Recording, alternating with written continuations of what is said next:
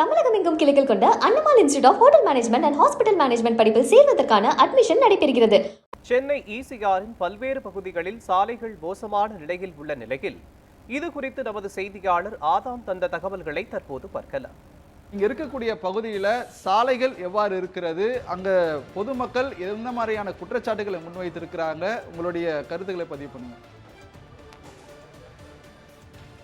சென்னை வேளச்சேரி மேடாக்கம் பிரதான சாலையில் கடுமையான போக்குவரத்து தினமும் ஏற்பட்டு வருகின்றது. பள்ளிக்கரணிலிருந்து 3 ஆண்டுக்கு முன் பல கோடி மதிப்பீட்டில் துவங்கப்பட்ட மழைநீர் வடிகால் பணிகள் நிறைவேறாததால் சாலைகள் சேதமடைந்து குண்டும் குழியுமாக காட்சியளிக்கின்றது.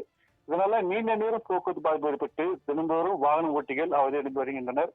குறிப்பாக 2022ஆம் ஆண்டு பள்ளிக்கரணை அணையேரியிலிருந்து சதுப்பு நில வழியாக கடலுக்கு செல்லும் மழைநீர் வடிகால் பணிகள் துவங்கப்பட்டது. ஆரம்பத்தில் விறுவிறுப்பாக நடைபெற்ற இந்த பணிகள் கால்வாய் செல்லும் வழியில் கட்டிடம் இருப்பதால் அதை அகற்ற பொதுப்பணித்துறை நீதிமன்றத்தில் அணுகியுள்ளனர். நீதிமன்றத்தில் வழக்கு நடைபெற்று வருவதால் மழைநீர் வடிகால் பணிகள் பாதியில் நிறுத்தப்பட்டுள்ளது. இதனால் சாலைகள் குறுகலாக இருப்பதாலும் சாலைகள் சிவலமிருந்து காணப்படுவதால் தினந்தோறும் போக்குவரத்து பாதிப்பு ஏற்பட்டு வருகின்றது. இதனால் வாகன ஓட்டிகள் சிரமத்துள்ளாகி வருகின்றனர். இதனால் சுமார் 2 கிலோமீட்டர் தூரம் வரை வாகனங்கள் ஆமை வேகத்தில் நடந்து செல்லக்கூடிய காட்சியை பார்த்து வருகிறோம்.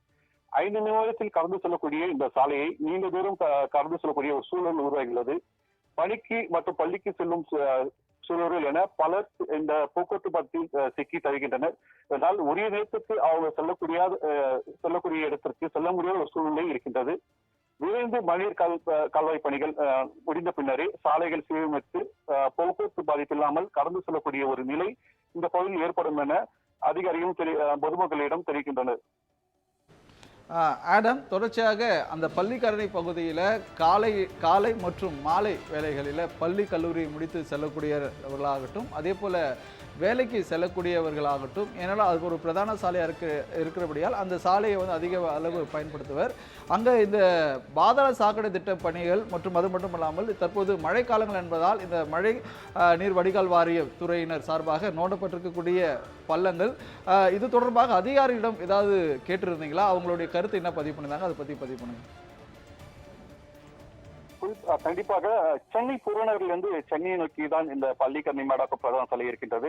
இங்கு இந்த சாலையை பயன்படுத்தும் பெரும்பாலானோர் சென்னையை நோக்கி பணிக்கு செல்கின்றனர். நாள்தோறும் இந்த பள்ளிக்கரணை, நாராயணபுரம், அயல்மில் உள்ளிட்ட பகுதிகளில் இந்த அணையேரியிலிருந்து இந்த மழைநீர் பணிகள் நடைபெறாமல் இருப்பதால் இந்த சாலைகள் குண்டும் குழியுமாக காட்சியளிக்கிறது. இதனால் வாகன ஓட்டிகள் செல்ல முடியாத ஒரு சூழ்நிலை ஏற்பட்டது. மேலும் காலை மாலை நேரங்களில் இரு வேளையும் இந்த போக்குவரத்து பாதிப்பு தொடர்ந்து நீடித்து வருகிறது. இது குறித்து அதிகாரிகளும் தொடர்பு கொண்ட பொழுது அவரை தொடர்பு கொள்ள முடியவில்லை. உரிய நேரத்தில் இந்த பணிகள் முடிவடைந்தால் மட்டுமே இந்த சாலையை சரி செய்ய போக்குவரத்து பாதிப்பு இல்லாமல் இருக்கும் என தெரிவிக்கின்றனர்.